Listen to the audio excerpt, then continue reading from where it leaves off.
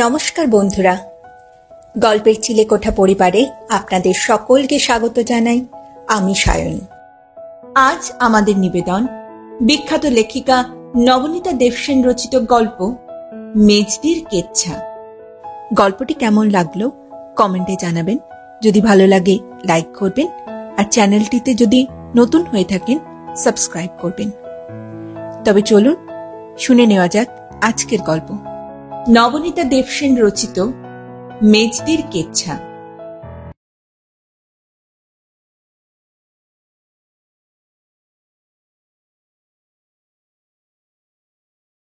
আমাদের ভবানীপুরের পাড়াতে এ বাড়ি ও বাড়িতে খুব যাতায়াত। তোমাদের বালিগঞ্জ নিউ আলিপুরের মতন নয় বাপু। বিয়ে বাড়িতে যাচ্ছি, ধরো আমার তেমন ভালো শাড়ি নেই, তাতেই কি, সামনের বাড়িতে নতুন বউ এসেছে, অনেক ভালো ভালো শাড়ি। একটা চেয়ে নিয়ে পরে যেতে কোনো বাধাই নেই। শাড়ি তো আমি খেয়ে ফেলবো না, ছিঁড়ে খুঁড়ে কিংবা দই কালিয়া মাখিয়ে নষ্টও করব না। বয়স হয়েছে যথেষ্ট। আমাদের পাড়ায় এসবের চল আছে। তোমার বাড়িতে হঠাৎ অতিথি এসে পড়েছে, ঘরে কিছু নেই, আমার ঘরে যা আছে চটপট সেই নারকেল নাড়ু নিমকি দিয়ে তুমি চা দিয়ে দিলে তোমার অতিথিকে। আবার ধরো কর্তাগিন্নি সিনেমায় যাচ্ছি, শাশুড়ি মা বাড়িতে নেই, দেওরের কাছে গেছেন, আমার বাচ্চারা তোমার বাড়িতে ঘুমিয়ে রইল। দিব্যি ফেরার পথে আমরা ওদের সঙ্গে তুলে নিয়ে বাড়ি এলুম। না, ফ্ল্যাট বাড়ি না হলে কি হবে, এ বাড়ি ও বাড়ি বড় ভাব। তোমরা ফ্ল্যাট বাড়িতে একসঙ্গে থাকো, অথচ এ ওর মুখ দেখো না, নাম জানো না। আমাদের ভবানীপুর কালীঘাট ঢের ভালো পাড়া। মানুষের সঙ্গে মানুষের দেখাশুনো হয়, কথাবার্তা হয়, সুখে দুঃখে খোঁজ খবর নেয় সব্বাই। পাড়ার লোকেরা দূরপর নয়। সুবিধে যেমন আছে, অসুবিধেও যে নেই একেবারে তা বলবো না। শাশুড়ি যদি দেওরের বাড়িতেও থাকেন, তবু সামনের বাড়ির জ্যাঠাইমা তো আছেন, গুরুজনের নজরের বাইরে থাকা চলে না। বৌমা বলে হাঁক পারবার কেউ না কেউ তো আছেনই। আমার যখন নতুন বিয়ে হয়ে এ বাড়িতে আগমন হলো, সে অনেককাল আগের কথা, তখন ঠিক সামনের বাড়িতে আমার শাশুড়ির এক প্রাণের বন্ধু ছিলেন। শাশুড়ি মা তাকে মেজদি বলে ডাকতেন। কেন মেজদি তা অবশ্য জানি না। মেজদির বয়স নাকি শাশুড়ি মার চেয়ে বেশি ছিল, কিন্তু মেজদি অনেক বেশি চটপটে ছিলেন। তার উকিল স্বামী তখনও পেয়েছে এবং জমজমাট পসার ছিল তখনও। যদিও তিনি মেজদির চেয়েও বয়সে অনেক বড়। আমার বিয়ের কিছু আগেই আমার শ্বশুর পরলোক গমন করেছিল। তাকে কখনো আমি চোখে দেখিনি। শাশুড়ি মার থান পড়া বিষণ্ণ মূর্তি আমি প্রথম থেকে দেখছি। কিন্তু মেজদির কপালে মস্ত বড় গোল সিঁদুর টিপ, চওড়া পাড় শাড়ি, বৃহস্পতিবার আলতা পরা পা, এক গাল পান এক গাল হাসি, আর শীতে ভর্তি লম্বা চওড়া সিঁদুর। মেজদিকে আমরাও মেজদি ডাকতুম। আমার স্বামী তাকে ছোটবেলা থেকে মেজদি বলেই ডেকে এসেছেন যে, আমারও তাই আর মাসিমা টাসিমা বলা হয়নি। মেজদির নাম আহ্লাদি হলেই বেশি মানাতো। এক গা সোনার গয়না, দিন রাত্রির পাড়া শুদ্ধ ঝমঝমিয়ে বেড়াচ্ছেন, ভয় ডর কিচ্ছুটি নেই। মেজদির স্বামী অনেক টাকা রোজগার, তিনি দুদি উকিল ছিলেন কিনা, তাকে আমরা বাড়ি শুদ্ধ সবাই জামাইবাবু ডাকতাম। অত বয়স হয়েছে, তবু তার মক্কেলের কমতি নেই। বারান্দাতে পর্যন্ত বেঞ্চি পাতা ছিল, মক্কেলদের ঘরের মধ্যে আঁটত না। মেজদির 3 মেয়ে, 2 ছেলে। ছোট ছেলে বিলেতে ডাক্তার, বড় ছেলে বউ, এক নাতনি, 2 নাতি সমেত তাদের কাছেই থাকত। মেজদির সঙ্গে বউয়ের বিন্দুমাত্র অশান্তি ছিল না। থাকবে কি করে, বউই সংসার দেখত, বউই গিন্নি। মেজদি শুধু হাসি মুখে পাড়া বেড়াতে, আর নাতি নাতনিদের সঙ্গে মেজদির বয়সের খুব একটা তফাৎ আছে বলে তো মনে হতো না। যেমন গলায় গলায় ভাব, তেমনি ঝগড়া পেতে যেত মাঝে মাঝে, বৌমাকে গিয়ে মেটাতে হতো। এমনিতে অবশ্যই মেজদির পাড়ার ছোটদের সঙ্গে খুব ভাব ছিল। মেজদি তো গপ্প বলতে ওস্তাদ কিনা। বুড়ো বুড়ির গপ্প, কানাকানির গপ্প, বোবা বুবির গপ্প, ন্যাড়ানেড়ির গপ্প, চড়াই কর্তা চড়াই গিন্নির গপ্প, তোতাতুতির গপ্প, পিঠে গাছার গপ্প, ৮০ মণ ময়দার দৌরুটি খায়। পাড়ার বাচ্চারা মেজদিকে একবার পেলে আর ছাড়তেই চায় না। আমারও খুব ভালো লাগতো মেজদিকে। মেজদি যা তা কাণ্ড কারখানা করতেন এবং একেবারে অনায়াসেই। মেজদির বরটি মেজদিকে ভীষণ আহ্লাদ দেন। পাড়ায় এমন একটা কথা চালু ছিল, ছেলে বউয়ের কাছেও তিনি প্রবল প্রশ্রয় পেতেন। সেটা তো চোখেই দেখতুম। আহ্লাদি দুলালি বলতে যা বোঝায়, মেজদি ছিল ঠিক তাই। মেজদির স্বামীর বয়স তখন ৯০ বছর, কিন্তু মেজদির মোটে ৭৪। হাসি খুশি মেজদি, মোটেই বুড়ি হননি। কপালের দুপাশে কিছু কোকড়া কোকড়া সাদা চুল ছাড়া। মেজদির মধ্যে বার্ধক্যের কোনো লক্ষণই ছিল না। ওই নামেই যা ৭৪। এক পিঠ কালো চুল, ঝলমলে হাসি, চমকিলি চোখ, যুবতী সমান মেজদি জামাইবাবুকে আপনি আজ্ঞে করতেন। আমাদের বাবা মাদের মধ্যে কাউকে এটা করতে দেখিনি, তাই খুব অবাক লাগতো। তখন নতুন নতুন বিয়ে হয়েছে আমার, বয়স নিতান্তই অল্প। কৌতূহলের চোটে একদিন মেজদিকে তো জিজ্ঞেস করেই ফেললুম, মেজদি, আপনি জামাইবাবুকে আপনি আজ্ঞে করেন কেন বলুন তো? অসুবিধে হয় না? শুনে মেজদি প্রথমে খানিকটা হেসে নিলেন, তারপর হাতের উপর বাটিটা খুলে একটা জর্দা পান মুখে গুজে সুগন্ধ ছড়িয়ে ধীরে সুস্থে বললেন, সে দুঃখের কথা তোকে কি বলবো, শুনবি? তবে শোন। বিয়ে তো হলো, চাঁদের আলোর মতন ফুটফুটে মেয়ে ছিলুম আমি। তোদের চেয়েও ঢের ছেলে মানুষ। ১৪ বছরের মেয়ে ৩০ বছরের বুড়ো বরের সঙ্গে বিয়ে হলো কিনা? না না, বুড়ো সেই প্রথম বিয়ে, দোজ বরে নই। উকিল হয়ে গুছিয়ে বসে নিয়ে কাঁড়ি কাঁড়ি টাকা রোজগার করতে শুরু করে দেবার পরে তবে না কর্তার খেয়াল হলো, এত টাকা দিয়ে করবোটা কি যদি সংসারই না রইল। তখন দেখ দেখ, শিগগির পাত্রী দেখ। ৩০ বছরের বরকে আর কে মেয়ে দেবে, বিধবা মায়ের শেষ মেয়েটা ছাড়া? আর কাকেই বা পাবে সে? তবে হ্যাঁ, বুড়োর কপাল ভালো ছিল বল, বউটা মন্দ পাইনি। অবশ্য আমিও বলবো বাপ, বুড়ো শিব ঠাকুর বরটি আমারও কপালে জুটেছেন ভালোই। ওই নন্দী ভৃঙ্গি, অর্থাৎ মক্কেল আর বউ, বউ আর মক্কেল, এই দুটি নিয়েই জীবন কাটিয়ে দিলেন। মোটেই বারমুখ নন, বরঞ্চ একটু বেশি ঘর কুনো। কোর্টে বেরুন ভিন্ন, আর কোথাও বেরুবেন না। এক আমার মা যতদিন ছিলেন, শ্বশুর বাড়িতে নেমন্তন্ন খেতে যেতে খুব ভালোবাসতেন। আমার মার মতন রান্নার হাত খুব কম লোকের হয় কিনা।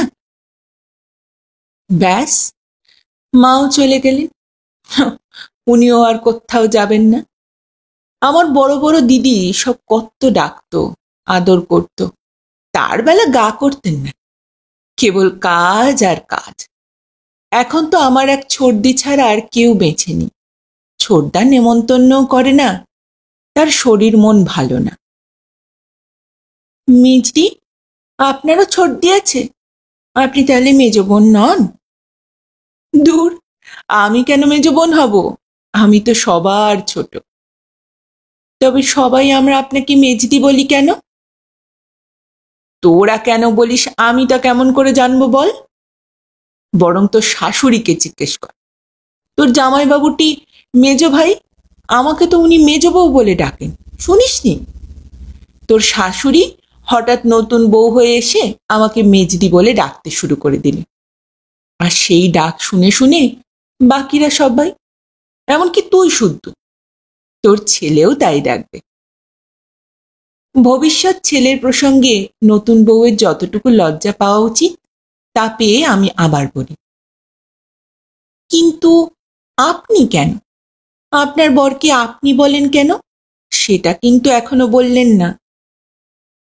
ও, বলিনি বুঝি? তা যেটুকু বলেছি তা থেকে তুই বুঝে নিতে পারলি না? তবে কেমন বিয়ে পাস তুই? আরে, স্কুলে 14 বছরের মেয়ে হঠাৎ একটা 30 বছরের কর্তা ব্যক্তি উকিল মানুষকে তুমি তুমি করে কথা কইতে পারে? তুই বল, বল, তুই তুই পারতিস? বড়ই হোক আর যেই হোক, আমি তো তাকে চিনতুম না।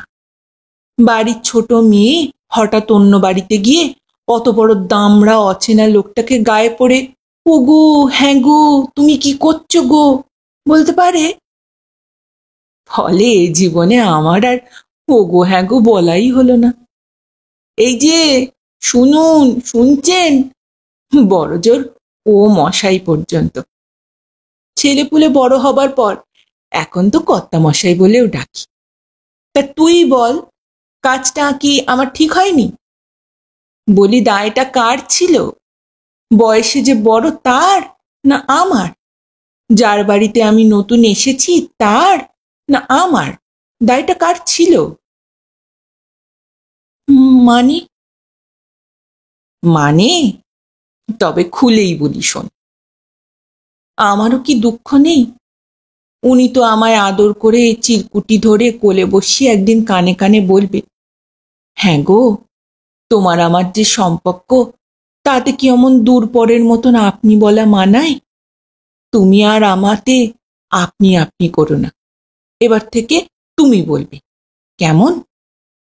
বল তুই, এটা কি ওরই বলা কর্তব্য ছিল না? আমিও ঘাড় নেড়ে তুমি তুমি করতুম। তো উনি যদি নিজে থেকে আমাকে তুমি বলতে কোনোদিনও না বলেন, তবে আমি কেমন করে সেধে তুমি বলবো ওকে? 16 বছরের বড় গুরুজন মানুষটাকে, ওরও তো রসকস কিছু থাকতে হয়। বউয়ের মুখে ও গো, হ্যাঁ গো, আর দুটি ভাত নেবে গো শুনতেও তো স্বাদ হয়। তা নয়, ওর পানে কোনো শখই হলো না। হ্যাঁ কর্তা মশাই, আপনি কি আর দুটো ভাত নেবেন? এই শুনেই তার আনন্দ। বউয়ের মুখ থেকে ওরকম মন শুকনো শুকনো কাট কাট কথা শুনে কর্তার নিজের প্রাণেই কোনো দুঃখ নেই। তা আমি কি করি বলতো? বউ তো নয়, যেন রাঁধুনি বামুন কথা কইছে। আমার তো নিজের কানেই কেমন কেমন ঠেকতো। কিন্তু জীবন কেটে গেল, তুমি বলতে আর উনি বললেনই না। তাই যেই বড় বৌমা ঘরে এলো, আমি সেদিন ওকে বলে দিয়েছিল, দেখো বৌমা, আমায় শুনে শুনে তুমিও যেন আমার ছেলেকে আপনি আজ্ঞে করো না বাপু। স্বামী স্ত্রীকে ওরকম ডাক শুনতে বড় বিচ্ছিরি শুকনো শুকনো লাগে। অবশ্যই মেজি বৌমার কথা অন্য, তার শিক্ষা দীক্ষা তার দেশের মতো, আমাদের সঙ্গে ঠিক মতন খাপ খায় না যে। যদিও সে মেয়ের চেষ্টার অন্ত ছিল না। আর মেজ বউ, তাকে তো আমায় কিছুই শেখাতে পড়াতে হয়নি। মেম বলে কথা, মেম সাহেবের আপনি তুমি নেই যে, সব সময় হানি আর ডার্লিং মুখে লেগেই আছে। মেজদি হেসে গড়িয়ে পড়লেন। বউয়ের আদিক্ষেতায় বরং ছেলে গোড়ায় গোড়ায় খুব লজ্জা করত। আমি তারপর বললুম, লজ্জা কিসের? ওটা হচ্ছে তোদের ইংরেজিতে ওগো হ্যাঁ গো, তাই না? ছেলেরও এখন অভ্যেস হয়ে গেছে। দেশে যখন আসে সেও দেখি ডার্লিং বলছে। ছোট্টবেলায় সত্যি আমার বড় দুঃখ ছিল রে। বরের সঙ্গে দুটো মিঠে বুলি কানে কানে কে না বলতে চায়। তা কপালে থাকলে তো। মেজদির চোখ উদাস হয়ে গেল। এটা বড় দেখা যায় না, তাই তাড়াতাড়ি বললুম, আচ্ছা, যদি জামাইবাবু এখন আপনাকে তুমি বলতে পারমিশন দেন, আপনি পারবেন? মেজদির ফর্সা নাক আস্তে আস্তে লাল হয়ে উঠল। মেজদি আস্তে আস্তে মাথাটি ডাইনে বায়ে হেলিয়ে তেমনি বাইরের দিকে চেয়ে থেকেই বললেন, এখন? এখন না, পারলেও বলবো না।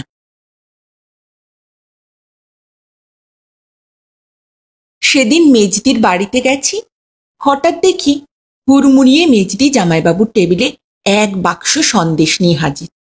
আমাকে ফিসফিস করে বললেন, যা তো বলু, চট করে এক গ্লাস জল গড়িয়ে নিয়ে আয় তো জামাইবাবুর জন্য। বলেই আমার হাতে জামাইবাবুর বড় রূপোর গ্লাসটা ধরিয়ে দিলেন।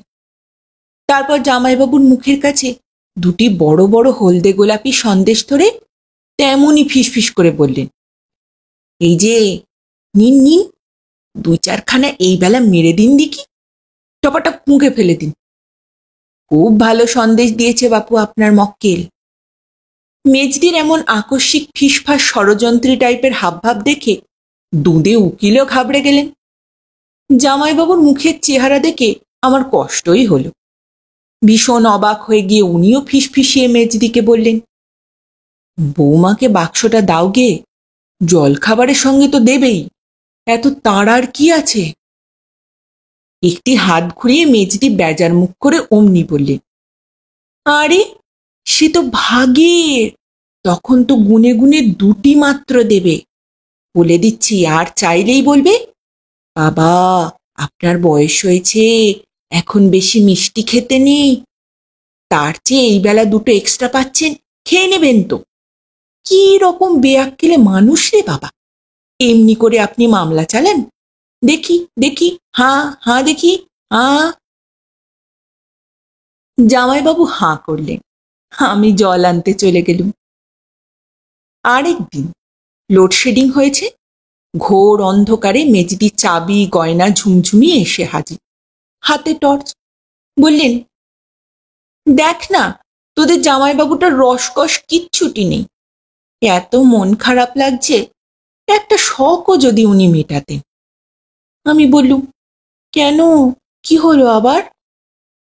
হবে আর কি, অন্ধকারে বসে আছেন, আজ কি ভাগ্যি, মক্কেল নেই, রাস্তায় আলোও নেই।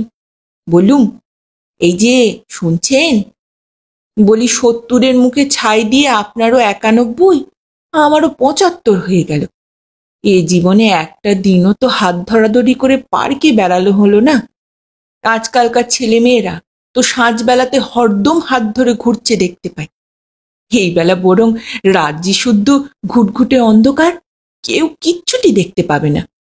চলুন না মশাই, আমরা দুজনেও একটু হাত ধরাধরি করে ঘুরে আসি।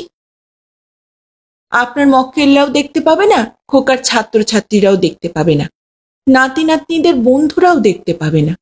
চলুন না বাবা, একটু রাস্তায় হাত ধরাধরি করে দুজন মিলে হেঁটে বেরিয়ে আসি না।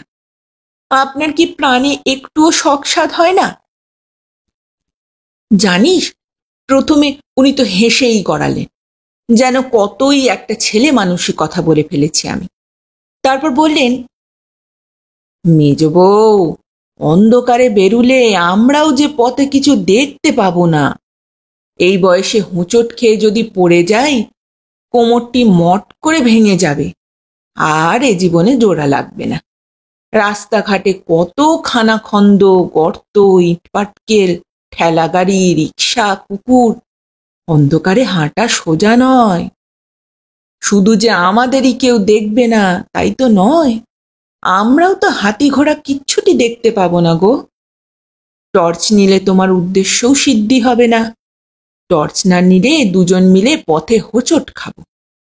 তার চেয়ে এসো বরং ঘরেই হাত ধরাধরি করে বসে জানলা দিয়ে রাস্তা দেখতে থাকি, আর লণ্ঠনটাও জেলে কাজ নেই। তুই বল, সে কি সম্ভব? বৌমা লণ্ঠন নিয়ে এলো বলে জ্বালাতে হবে না, বলা যায়? ওর যত অসম্ভব কথা। হোঁচট, টর্চ নিয়েও হাত ধরাধরি করা যায়, যায় না? রাগ হয়ে গেল। আমি বললুম, বয়েই গেছে আমার আপনার সঙ্গে হাত ধরাধরি করে মক্কেলদের পথ চেয়ে হাপিত্তেশ করে অন্ধকারে ওত পেতে বসে থাকতে। আমি চললুম বুলুদের বাড়ি। মেজদির জন্য আমার সত্যি খুব কষ্ট হলো। মেজদি ভুল করে ৭০ বছর আগে জন্মেছেন। যেদিন ওর নিম গাছের ডালে মেজদির নাতনির জন্য দড়িতে বেঁধে পিঁড়ি টাঙিয়ে দোলনা করা হলো। নাতনিকে কোলে নিয়ে সবার আগে মেজদিই বসে গেলেন দোলনায় দুলতে, আর বৌমা শাশুড়িকে দোল দিতে লাগলো। সে দৃশ্য আমরা সবাই দেখেছি। মেজদিকে চিনি বলেই কেউ অবাক হয়নি, অথচ বয়সে অনেক কম আমার শাশুড়িকে ওই দোলনায় বসে দোল খাচ্ছেন, এটা কল্পনা করতেও অসুবিধে হয়। মেজদি মেজদি, তার একটা নিজস্ব ব্যাপার আছে। বছর দুয়েক আগের কথা, চৈত্র মাসের সেল হচ্ছে। মেজদি সেলে সম্বৎসরের জন্য 6খানা চওড়াপাড় নতুন শাড়ি কিনেছে, প্রত্যেকটা খুব সুন্দর। পয়লা বৈশাখের আগেই এদিকে বিপর্যয় ঘটল বাড়িতে। জামাইবাবু হঠাৎ ভীষণ অসুস্থ হয়ে পড়লেন, করোনারি থ্রম্বোসিস।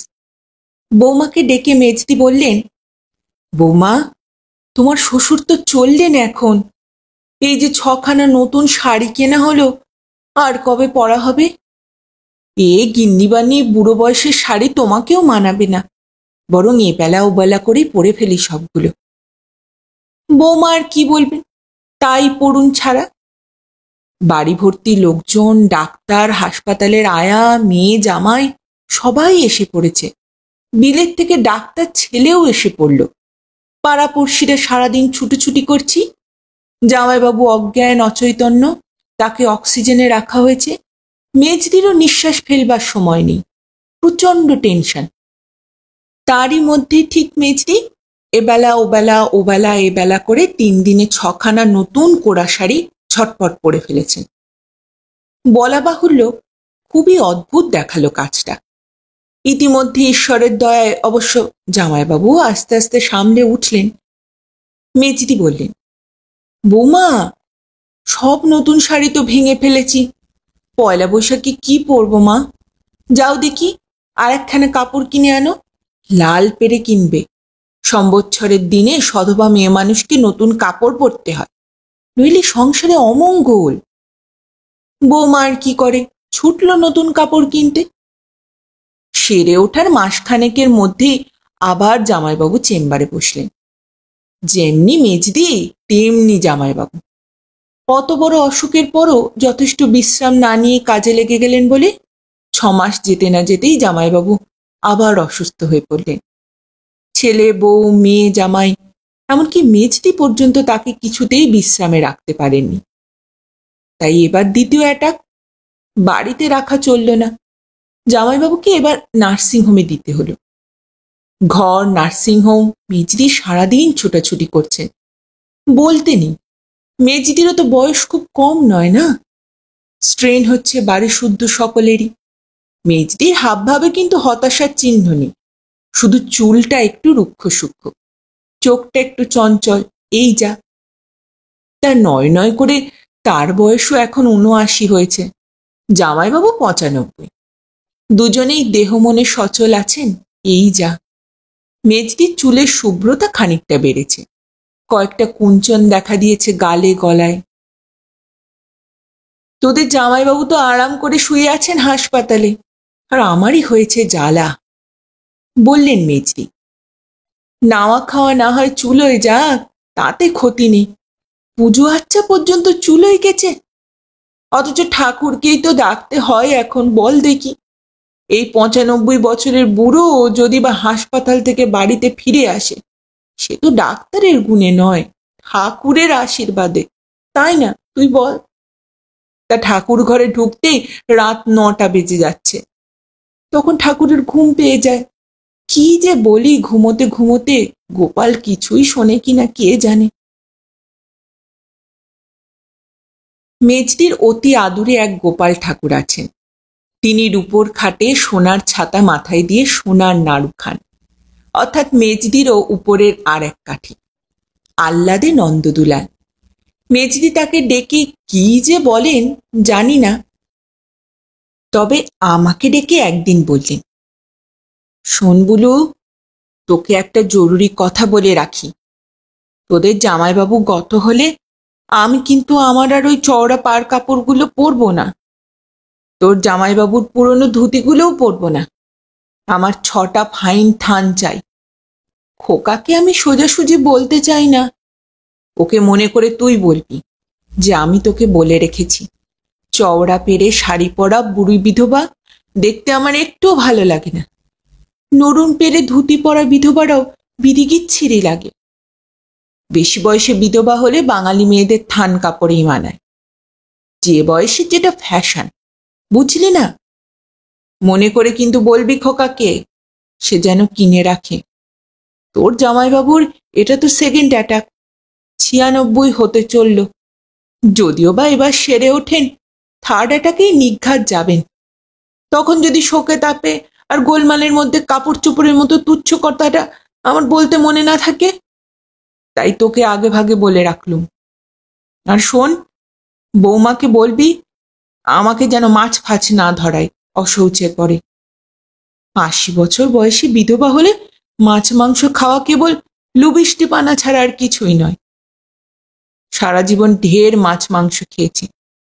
যেসব বুড়ি বিধবার দাঁত নেই অথচ মাংস খায়, আমার মনে হয় তারা সারা জীবন খেতে পায়নি। হ্যাঁ, অল্প বয়সে বিধবা যদি হতুম সে এক কথা ছিল, কিন্তু বয়স তো এখন 80, স্বাদ আহ্লাদ বাকি থাকার দিন নেই যে। আমি বললুম, 80 তো আপনার হয়নি মেজদি, আর বিধবাও তো আপনি হননি। দুটোরই এখনো ঢের দেরি আছে। দেখুন, জামাইবাবু সেরে উঠবেন নিশ্চয়ই, খুবই ভালো ডাক্তারের হাতে রয়েছেন। আচ্ছা মানুষ তো, আপনাকে 80 বছরে বিধবা হতেই হবে, এটা কে বলেছে? আমি প্রায় ধমকেই ফেলি মেজদিকে। তারপর যোগ করি, আর স্বাদ আহ্লাদ আপনার না থাক আমাদের আছে, দাঁড়ান না, আপনার 80 বছরে বার্থডে করব আমরা, ব্যান্ড পার্টি বাজিয়ে, রাস্তায় প্রসেশন করে, ঘাড়ে করে বওয়া আলোর স্ট্যান্ড জ্বালিয়ে, আপনাকে আর জামাইবাবুকে হাত ধরাধরি করিয়ে হাঁটিয়ে পার্কে ঘুরিয়ে নিয়ে আসবো। আসুক অঘ্রাণ মাস, তবে তো 80 হবে। আর বৈধব্য অনেক দূরে মেজদি, শুধু শুধু অত অলক্ষণে কথা বলবেন না তো।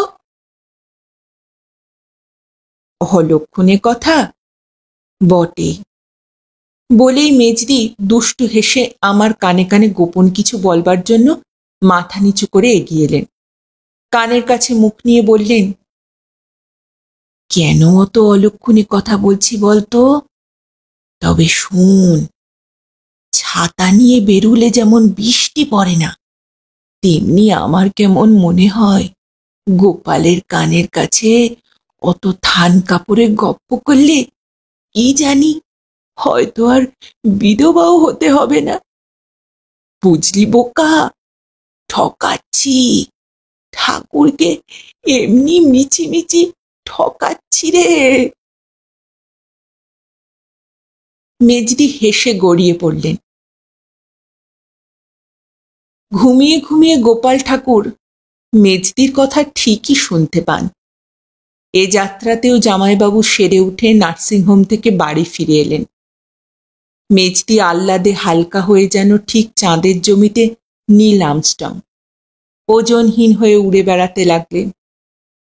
উড়তে উড়তে একদিন সেই নববর্ষের লাল কস্তা পেরে ধনেখালিটা পরেই ভর সন্ধেবেলায় মেজদি স্নানের ঘরে হঠাৎ ঘুমিয়ে পড়লেন। অতএব 6খানা ফাইন থান কেনবার জরুরি কথাটা তার ছেলেকে মনে করিয়ে দেবার দায়িত্ব আমার ঘাট থেকে নেমে গেল। মেজদি চলে গেলেন কার্তিক মাসে, আর অঘ্রাণ মাসের এক রাত্রে হিমের মধ্যে জামাইবাবু একা একা লোডশেডিং এর অন্ধকারে টর্চ ছাড়াই হঠাৎ রাস্তায় কি করতে যেন বেরুলেন কে জানে। মাঝখান থেকে খানাখন্দে পড়ে গিয়ে ডান পাখানা ভেঙে ফেললেন। বেচারি, সেই যে জামাইবাবু নার্সিংহোমে গেলেন, এবারে আর তাকে সেখান থেকে ফিরিয়ে আনা গেল না। বলি, আনবেটা কে? মিছি মিছি থান কাপড়ের গাল গপ্প শুনিয়ে গোপাল ঠাকুরকে ঠকানোর কেউ ছিল না যে।